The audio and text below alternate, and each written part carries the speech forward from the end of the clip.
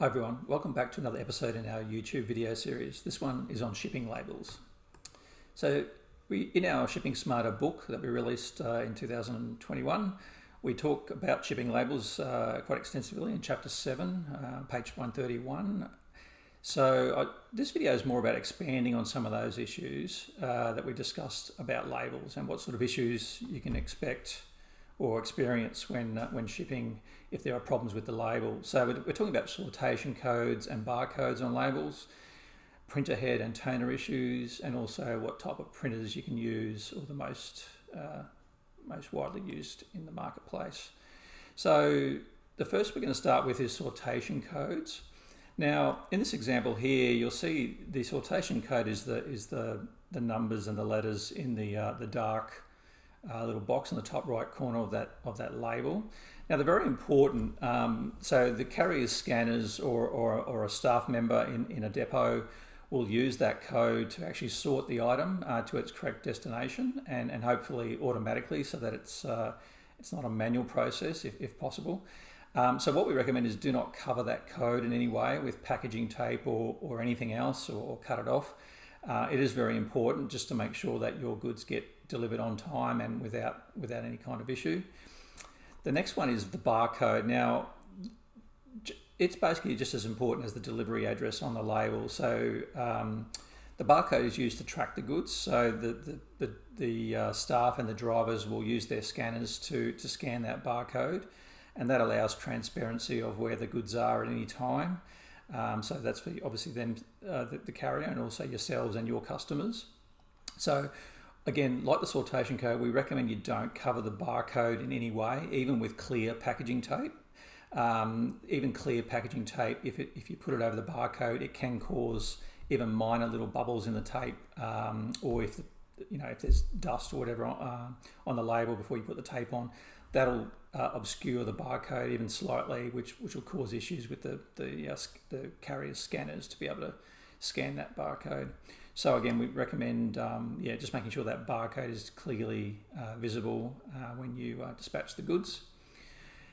The next point which delays goods is printer head issues. Now this is a pretty common one we've come across over the years. Now in the two examples you'll see here, there's one on the left and on the right. The right example is, if you forget about the little markings that you can see on both the labels, they're actually something that's gone in transit, so don't worry about the markings. But the label, the barcode, on the right, as you can see, the lines in the barcode are very clear, whereas on the barcode on the left, if you look closely at those, you'll see that they're jagged lines, or they're slightly rough lines going down the barcode. So that's a problem, and the reason those issues occur is usually because your printer head is not clean. So particularly if you're working in dusty environments like warehouses, we recommend cleaning your printer head on your printer very regularly, just to make sure that barcode comes out clearly.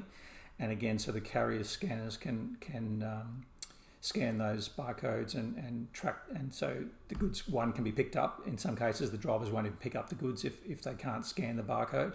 But in cases of like bulk pickups where you've got multiple items being picked up, and the driver may pick them all up and then scan them later at the depot, that can cause a problem, because if it gets back to the depot and they can't be scanned, then again they'll either be returned to you, and that'll obviously come at a cost, or again they won't be able to get it onto delivery and cause delays. So there's things like late futile pickup fees, no tracking's possible, and again some carriers will actually charge you extra to reprint the label in-house in their depot to be able to move those goods on to delivery. Similarly, low toner issues cause similar problems. Not so much the jagged lines, although that can occur. It's more around the barcode is quite faded, and again, it's because it's not precise and the lines are not precise. The scanners used by the carriers can't scan that barcode, and again, it causes similar issues to the printer head that we discussed. What type of printers can you use, and which ones shouldn't you use? So these are the main types of printers in the marketplace. So laser printers, bubble jet, inkjet, and thermal label printers. also known as Barcode blasters. That's a brand that's out there. So the ones that we will start with that you definitely do not want to use are bubble jet and inkjet printers. Now these are quite cheap printers that you'll get from Stationery Supply or Officeworks.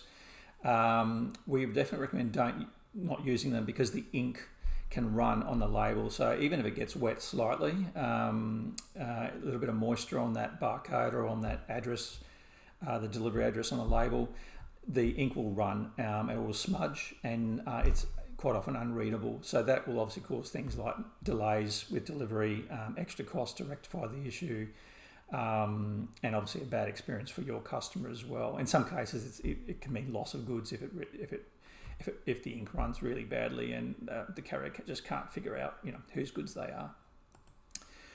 So the type of printers that we recommend are these two, laserjet printers or thermal label printers. Now the reason is these types of printers, the ink is actually heat set into the label, so it's not it won't run if the label gets wet. So that's the main reason, and also they're very precise. The other two printers sometimes, again, because they're cheaper printers, the ink is not a very precise print. And so again, you can have issues where the carrier scanners cannot scan that barcode.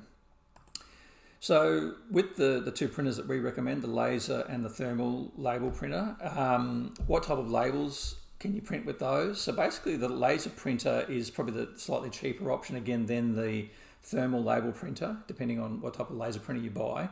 So the laser printer can be used for both A4 labels and also 6x4 inch or 10 by 15 centimeter labels, which is the common shipping labels that you see out there. And if you're just starting out or you're a smaller business, a lot of those types of businesses, they just print onto an A4 piece of paper with a laser printer, and they stick that onto the goods when they ship. So it's a laser printer is fine for bit smaller businesses or anyone sending. We recommend probably up to 200 shipments per month. They're definitely the printer probably to start with. And then as you grow, if you start shipping more than 200 shipments per month, we recommend going to a thermal label printer. So these are best printed on 6x4 inch labels, and they come in a roll of labels, which is probably different to the laser printers, which are more a single sheet or a single label in each. Is printed at one time in most cases, whereas the thermal label printer, it comes on a roll. It's sticky adhesive labels which are easy to peel off and stick on the goods. You don't have to worry about using tape of any kind to stick them on. And usually you'll find dispatch warehouses and 3PLs use these, and they become very cost effective when you start shipping higher volumes of goods. You're not having to muck around with using packaging tape with A4 paper or sticking on the goods. Very. It's a good move to move to the thermal label printers when you start sending volume. Our recommendation, even though we try not to recommend suppliers or printers, is definitely the Dymo label writer though. We've found over the years that this is just a really outstanding, robust little printer. It's actually very competitive to buy and also to run. And the settings on them are really great for defaulting to just any type of label we found, and its reliability, as written, is second to none. So we highly recommend this printer if you're looking for a thermal label printer to move to down the track. So that's pretty much it on labels. They are key to your shipping success. If you can get them right, just keep an eye particularly on those printer heads and the toner. If you're looking for any other shipping tips or realistic expectations for shipping, our book, Shipping Smarter, Guide to E-commerce Shipping, it's available on amazon.com.au. It's a #1 bestseller. So if you're looking for any more tips on shipping, definitely recommend purchasing that. Thanks for listening, and see you at the next video.